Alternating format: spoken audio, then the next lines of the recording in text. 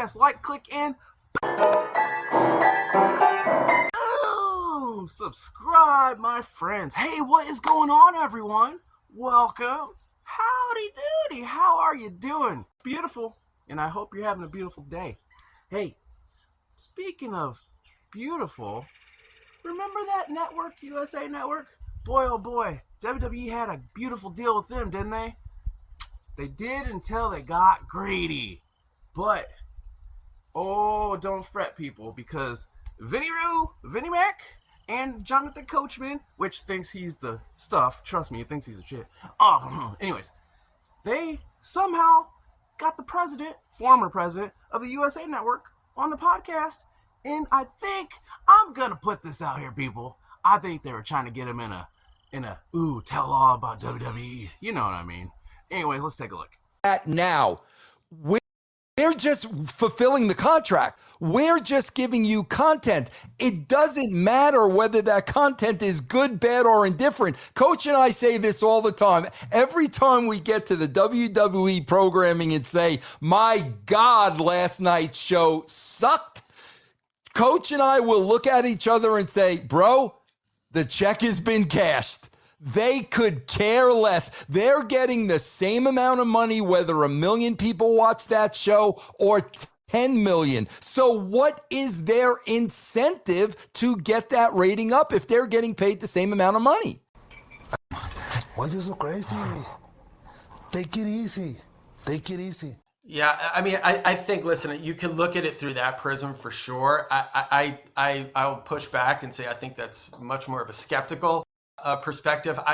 Having worked with them and knowing who they are, I don't believe that they go in every day and we're just going to phone it in and we have the check. I think they really do put their everything on the line in order to try to create the best creative possible. Because if the creative isn't good, the rest of their business suffers as well, right? It's live gate, it's all of their, all of the ancillary content around it, it's all of their merchandise, et cetera, et cetera.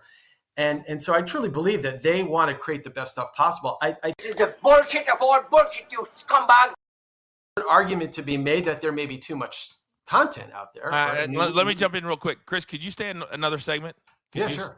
Aubrey, I'm not a female wrestler, but I get paid to watch them play fight in their underwear. I think the mentality is again, regular engagement. I remember when we first started working with them, someone told me, a very wise person told me, don't take the WWE for granted, meaning don't just sign the deal and have them do the show every week and then just call when you need something.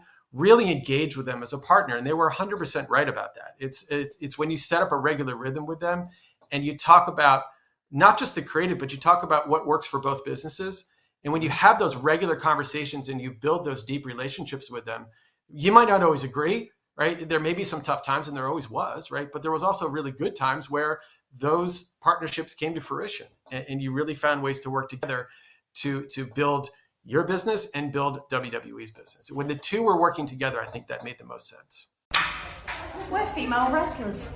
Of course I do 10 nervous shits before I make it out to the ring. Obviously, when you've got a network or a partner negotiating, those social media numbers come into play because we're talking about huge numbers. But how does the network look at social media numbers? Because, we hear a lot about bots and we can't really tell if those numbers are real or not. So how much faith do they put in their social media numbers? Again, I can't speak for the current negotiations that happened, but we completely dismissed all of that. To us, the social media numbers, yeah, that's fine. That means the brand is out there. You couldn't really monetize it in any real way. It really came down to what are the ratings on a week-by-week basis? How's it going to lift the overall boat for USA Network? And how is it going to help us in our affiliate negotiations to make sure we made the most money possible there? Because that was 60 to 70% of the revenue. Media stuff was great for, touting numbers and putting it in decks and all that stuff. It helped. I'll say it did help when we tried to bring new advertisers into the WWE. Certainly that helped as well. But as far as negotiating the actual rights for this for Raw or SmackDown, it really didn't come into play for us. I'm a female wrestler, which means half of you don't think I have any talent purely because you're not attracted to me. she's got a penis. Will always hear, and I chuckle because of my relationship with you and working with Spike and USA Network and TBS. This is what we will always hear, especially from, the wrestling dirt sheets. Here's what they'll say. Ratings don't matter anymore. And I will say, bro, talk to the television executive. Please, can you confirm or deny? Do television ratings matter anymore, Chris? They absolutely matter. No doubt. I'll say that answer might be more nuanced now, though, when you look at ESPN and Netflix, because those are subscription-based services, right? And so they're looking at it from a viewpoint of what brings more people to the platform to subscribe and pay monthly, and who what's going to keep them there. And if WWE helps to do that, that's part of it. And again, you can have patience with numbers that fluctuate up and down. I think where you lose patience is where the numbers are on